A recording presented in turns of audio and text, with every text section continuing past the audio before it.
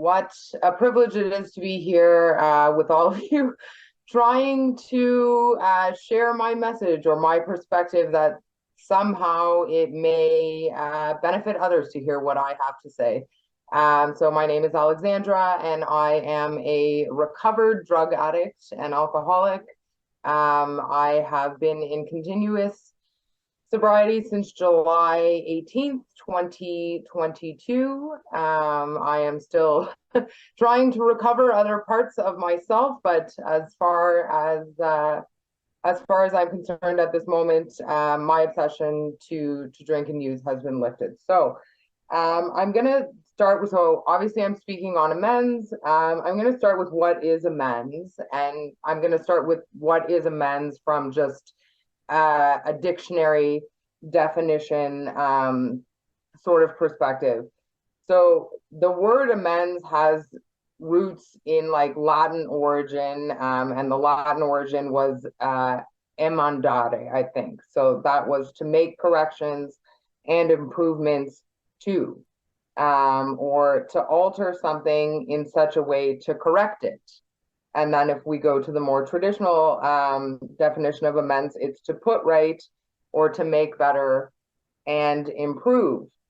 So in my literature, I will preface with like the Big Book of Alcoholics Anonymous is a textbook that I use in my life. That's where I found a lot of my tools and my spiritual pieces. So I am going to reference the Big Book of Alcoholics Anonymous. I went through using the BBA method. So in my book, it defines the definition, like the difference between an apology and amends. So an apology is a polite gesture that sometimes does not imply admission, but only a desire to clear the grounds for some reason. But an amends is to formally compensate others for the harm I have caused them with a sincere desire to correct my behavior of the past and for the future. So to right my wrongs. And so why do I do an amends? And again, this is like from a non-recovery perspective. It helps people recognize how they hurt others and seeks to create space for healing themselves and those they've wronged. Again, it's not an apology. It's taking action to right a wrong and to restore balance within a relationship. So I'm going to read from page 76 of the Big Book. I did not start my own timer. This could just go on and on. Also, I never prepare for anything, and I really did take time to prepare for this, and somehow this is unnerving me. Like the preparation is making me more anxious than not being prepared. So on page 76, on the second, well, I guess it's the third full paragraph. Now we need more action, without which we find that faith without works is dead. So to that, I must, like, my interpretation of that is that I must work for everything that I want to restore and replenish and receive in my life. I can have faith, but I also have to have an action behind that in order to really get a result. So let's look at steps 8 and 9. We have a list of all persons we have harmed and to whom we are willing to make amends. We made it when we took inventory. So I made this list of all these people when I was doing my 4-step inventory, right? My resentments. And it's funny that as I looked at that, you know, the people that I went in thinking that they had harmed or wronged me, there's a few people on my amends list that were also on my resentment list. So it's funny how I went in thinking that they had hurt and wronged me. And once I, you know, found and faced the facts, I realized that I had also actually harmed them. We subjected ourselves to a drastic self-appraisal. Now we go out to our fellows and repair the damage done in the past. We attempt to sweep away the debris which has accumulated out of our effort to live on self-will run riot. Self-will and to run the show ourselves. if we haven't the will to do this, we ask until it comes.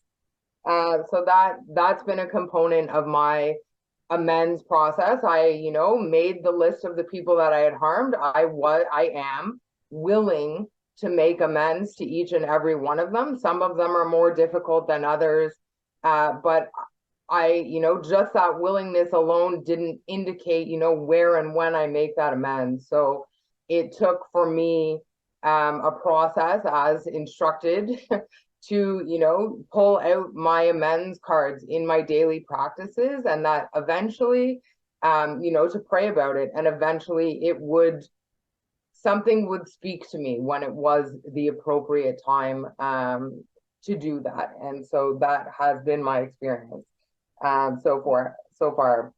And then, so it also says, remember, it was agreed at the beginning we would go to any lengths for victory over alcohol, or fill in your thing, food, shopping, relationships, porn, whatever, gambling, that's the other thing that I've really realized through going through the 12 steps in the big book of Alcoholics Anonymous. This is applicable to anything. This is not just applicable to people who suffer from addiction to substances like drugs and alcohol. I am like finding more and more as I go along. This is applicable to anybody who has these things in their life that they want to stop doing, and they don't know how. And so I know that I know in my experience in chatting with other people, it's sort of off-putting when it's referencing alcoholism, but in my experience, it has other, it's helpful to many other things. Okay. So, let me go into like a recent experience with an amends and the way that my process of amends goes. So I state to the person that I would like to, meet with them to, and I do, or I did address that it was, to have a conversation about things in the past and ways that I had, that I had hurt them, and were they willing to do that? And so in my experience, the answer is yes. And so I come prepared with how I had hurt them, what I had done that was harmful or detrimental to them, the relationship, etc. And then I share with them how I have hurt them.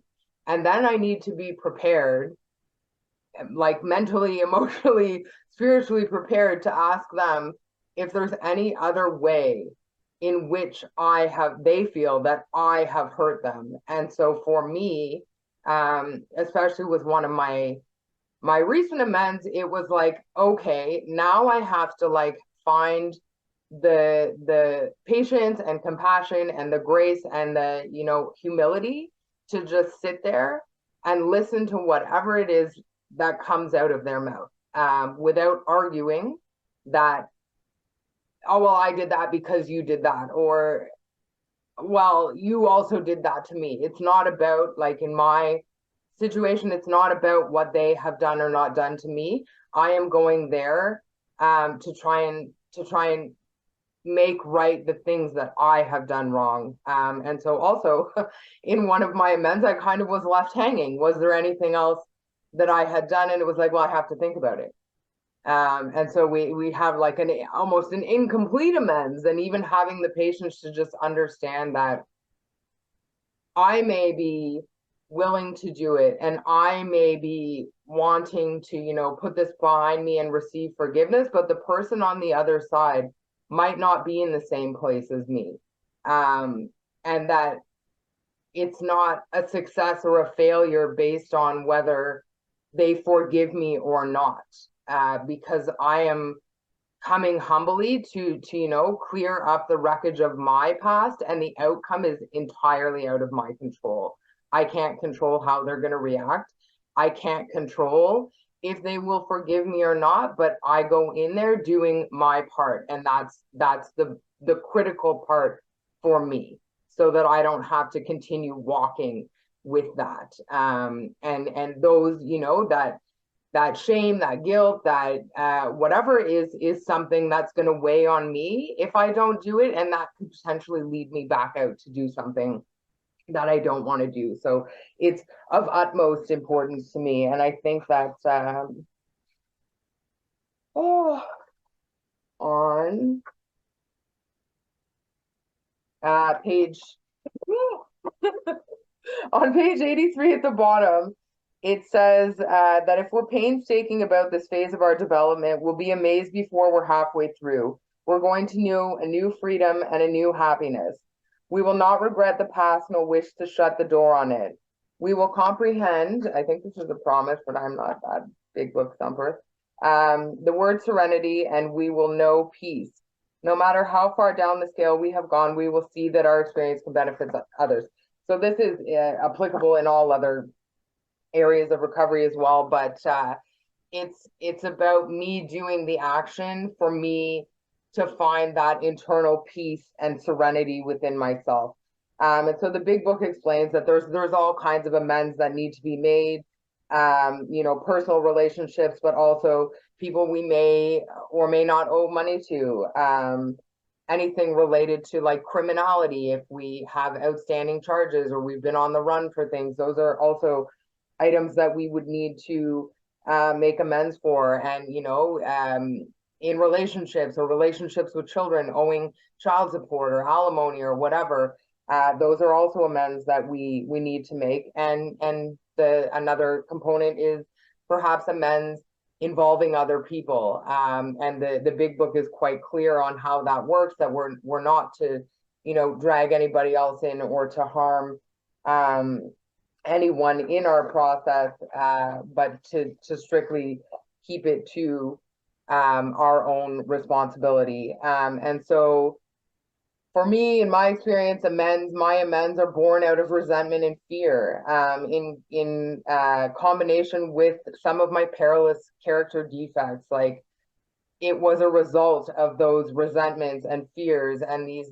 defects of character that have been with me and helping me in survival mode. That is where these people I have harmed and where these need for amends was bred.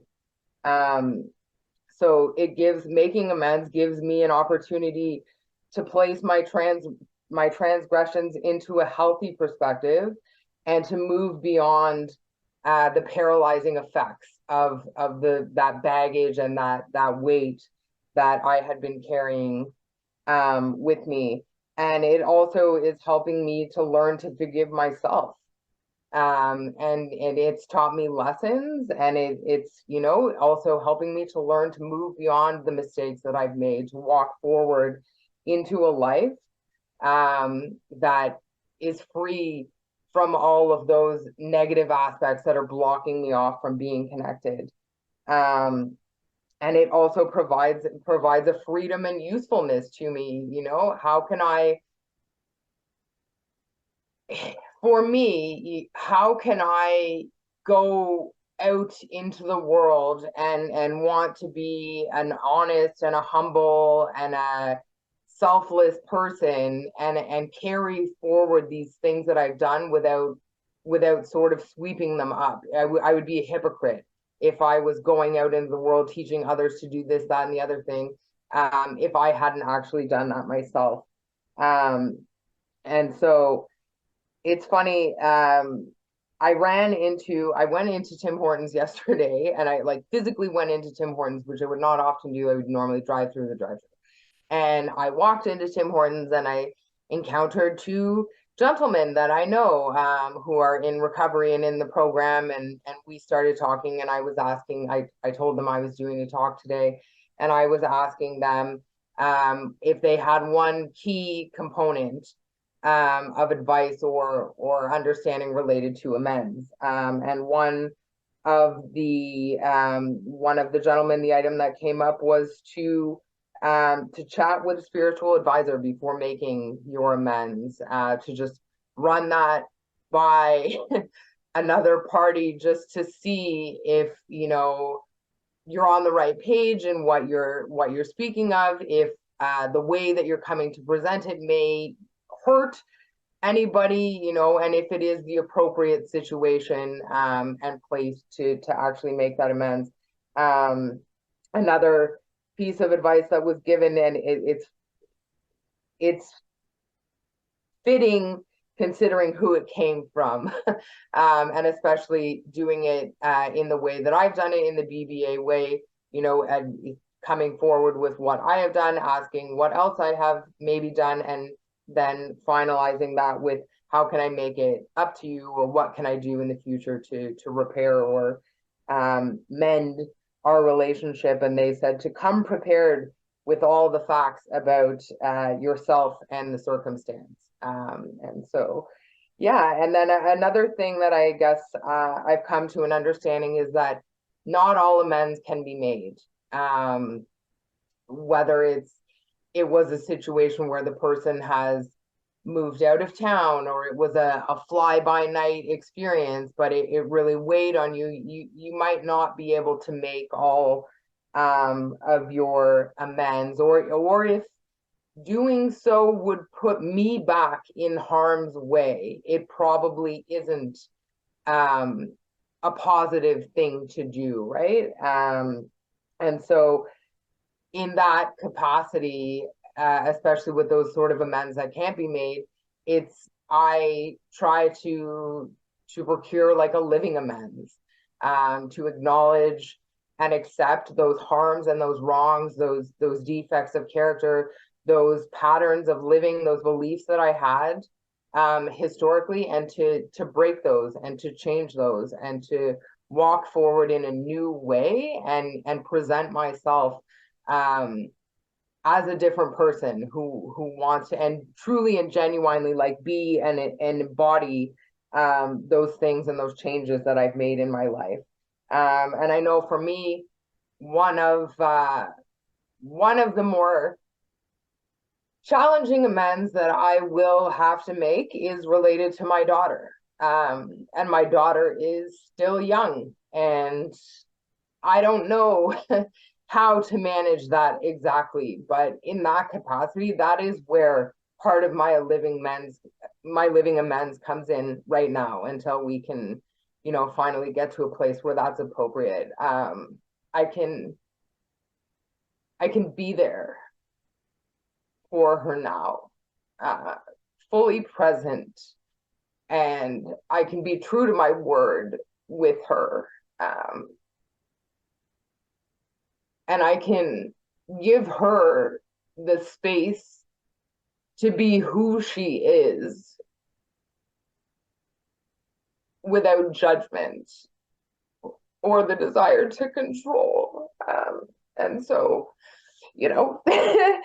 this whole thing is just, it's like a reset on my thinking, on my mindset, on the way that I want to live my life. And I really do want to walk it out. And so for me, I want to keep digging deeper into my recovery. I'm now enrolled in LifeLab, and like the big book is my design for living now. I'm willing and open to get into a new book that might be my design for living, and I just want to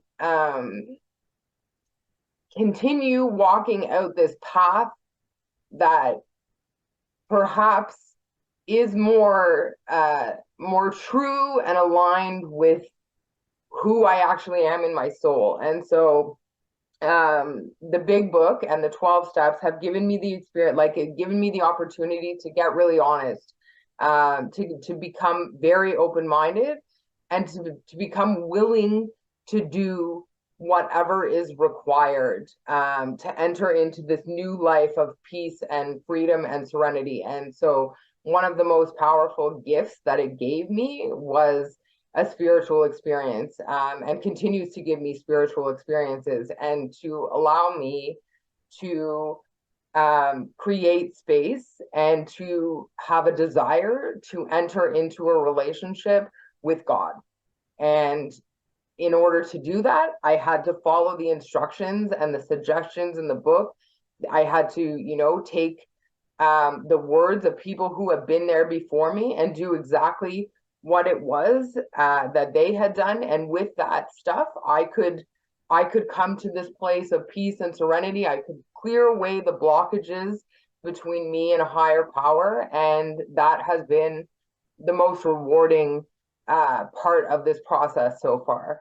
And another so the big book has given me a spiritual solution that will solve all of my problems, not just my drinking problem or my drug problem, my problem with my mom, my problem with my work. It will solve all of my problems, but I have to look within. I have to cultivate a relationship, and I have to be willing to put in the effort in addition to my faith and my belief in something greater than myself.